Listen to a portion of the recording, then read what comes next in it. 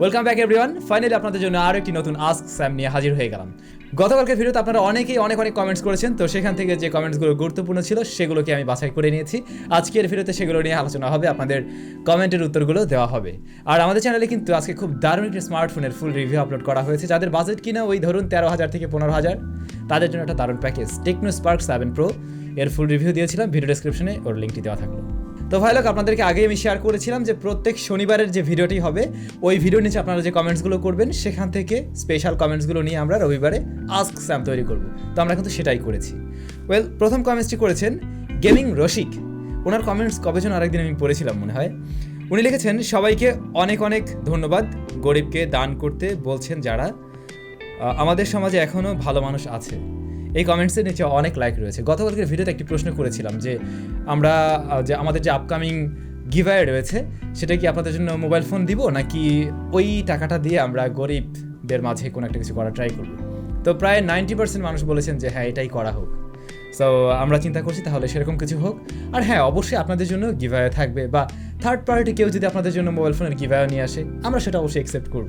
শাহিনুর আলম ভাই লিখেছেন, স্যাম ভাই আপনার কাছে সবচেয়ে প্রিয় মোবাইল ফোন কোম্পানি কোনটি? সবাই লাইক দিয়ে স্যাম ভাইয়ের দৃষ্টি আকর্ষণ করি।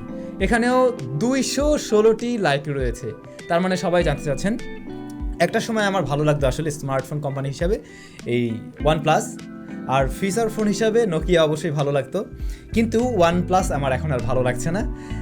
OnePlus যেদিন থেকে ওই যে এন্ট্রি লেভেল বা একেবারে মিড রেঞ্জের ফোন বানানো শুরু করছে, লাইক নট, তারপর আরও কয়েকটা ফোন, এরপর থেকে OnePlus-এর উপরে আমার আর কি খুব একটা ভালো লাগা নেই।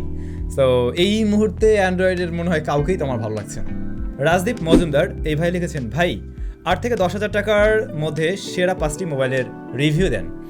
আসলে এই বাজেটের ফোনগুলো নিয়ে তো অলরেডি আমাদের চ্যানেলে রিভিউ রয়েছে, তবে আমি চাইলে 5টি মোবাইল ফোন নিয়ে একটি ভিডিও তৈরি করে দিতে পারি, তাতে আপনাদের দেখতে সুবিধা হবে যে কোনটা আপনার সেটা আপনি চয়েস করে নিতে পারবেন সহজে।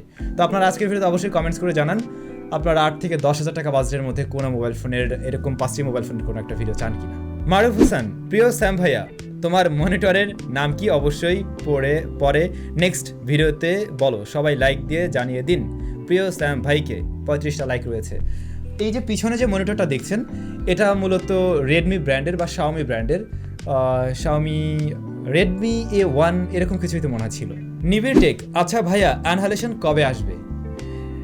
এই গেমটা আসলে আসার কথা ছিল আপনারা জানেন আরও 2 দিন আগেই, কিন্তু কেন ডিলে হচ্ছে সেটা আমি বলেছিলাম যে গুগল এটাকে রিভিউ করছে। যেহেতু এখন কোভিড টাইম, এই কারণে গুগলের যারা জব করেন আর কি, বা যারা আসলে এই জিনিসগুলো দেখতেন, সেখানে কিন্তু এখন কি বলা যায় অফিসে মানুষজন কম রয়েছে, যে কারণে তাদেরও একটু সময় লাগে, নর্মাল টাইমের চাইতে একটু ডিলে হয়। ইভেন গুগল তাদেরকে এটাই সরাসরি জানিয়েছে। অর্থাৎ আমি কিছুদিন আগে Annihilation যারা তৈরি করেছেন ডেভেলপারদের সাথে আমি কথা বলেছিলাম, এবং ওনারা আমাকে জানালো যে গুগলের এই মুহূর্তে COVID-19-এর কারণে রিভিউ করতে একটু ডিলে হচ্ছে।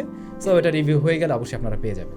এমডি মনিরুল ইসলাম সোহান ভাই লিখেছেন, what is the performance difference between global ROM, Chinese ROM and Indian ROM? তো আমরা শাওমির ফোনে ম্যাক্সিমাম ক্ষেত্রে লক্ষ্য করেছি যে ইন্ডিয়ান র্যাম হয়, তারপর রম হয়, তারপর গ্লোবাল রম হয়, আবার চাইনিজ রমও হয়ে থাকে। মূলত চায়নার জন্য যেটা তৈরি করা হয় ওটাতে চাইনিজ রম দিয়েই আসে, আর আমাদের মতো গ্লোবাল মার্কেটের জন্য সেগুলো গ্লোবাল রমেই আসে। আর ইন্ডিয়ার জন্য একটা স্পেশাল রম হয়। ইন্ডিয়ান আর গ্লোবাল যেটা, এর মাঝে আপনি খুব একটা তফাৎ পাবেন না, তবে ইন্ডিয়ানটা যেটা হয় অনেক সময় একটু অ্যাডভার্টাইজমেন্ট বেশি থাকে, আবার বেশ কিছু ভাষার সংযোজন হয়, অর্থাৎ ইন্ডিয়ানদের নিজস্ব কিছু প্রদেশের ভাষা সেখানে দেওয়া থাকে। এর বাইরে খুব একটা পরিবর্তন হয় না। এবারে পারফরমেন্সের যে বিষয়টা, পারফরমেন্স আপনি অলমোস্ট সেমই পাবেন, তবে ইউজার ইন্টারফেসে আপনি তফাৎ পাবেন, এবং সেটা হিউজ তফাৎ হতে পারে। যেমন ধরুন চাইনিজ ভ্যারিয়েন্টের ফোনগুলোতে আমরা অনেক সময় ব্যবহার করতে পারি না। রিসেন্ট টাইম তো দেখছেন যে প্লে স্টোর ব্যবহার করা নিয়ে ঝামেলা। এছাড়া আপনি অনেক অ্যাপ্লিকেশন সঠিকভাবে ব্যবহার করতে পারবেন না, লোকেশন জনিত সমস্যা হতে পারে, বিকাশ অ্যাপস চলে না, এ ধরনের কিছু প্রবলেম থাকে। বাট গ্লোবাল যেটা সবচাইতে মজা পাওয়া যায়, আমরা বাংলাদেশ থেকে সবচাইতে বেশি মজা পাবো, ওটা ব্যবহার করি। সোহাগ হাজরা উনি লিখেছেন, ভাইয়া রিভিউর ফোন কি বিক্রি করেন? Love from Gopalganj. অসংখ্য ধন্যবাদ ভাই।